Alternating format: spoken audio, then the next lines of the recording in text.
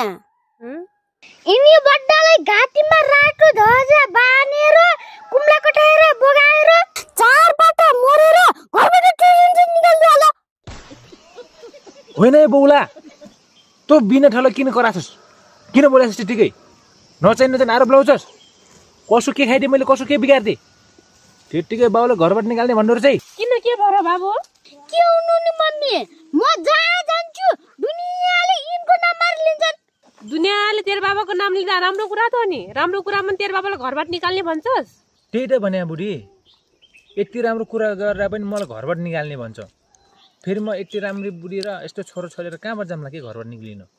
पहिला मेरो पुरा कुरा त सुन्नुस् मम्मी।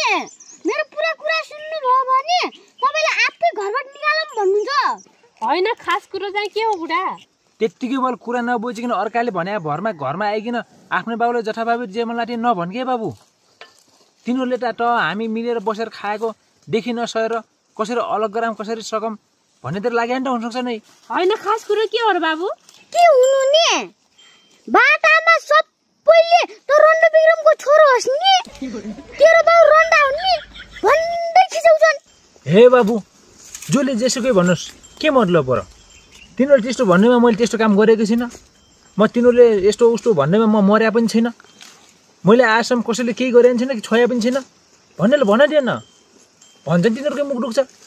तिमी बड्डाले कि नगरे कसैले नछोया भइसी अस्ति न माथि गाउँको लाठीलाई बेसुनी मिठो गइकिन के गर्यो? होइन, के भन्छ यो नचाहिने कुरो? के गरेको थिएँ मैले? बिनीपट्टि भन्छस्? अझ मम्मी छिटो जाछु। तिमीले के नगरे बिस्तो लाठी पेटभित्र बच्चा छ रे, कहाँबाट आयो? लाठीको पेटभित्र बच्चा छ भन्ने हुन्छ? त्यो बच्चा मेरै हो भन्ने के ग्यारेन्टी छ? प्रमाण चाहियो तपाईलाई। त्यो लाठीको हस्पिटलमा गइकिन भिडियो एक्सरे गरिन हेर्ने बेला त्यो बच्चाको अनुहार ठ्याक्कै तपाईँ जस्तो रे। ए, राति दैलोसिन अबेर आउने, झोक्या न्यु पारेर एक्लै ओछ्यान लाइन सुत्ने, के कारण हो भने यही कारण पो हो। अझ चिठी मात्रै हो र मम्मी।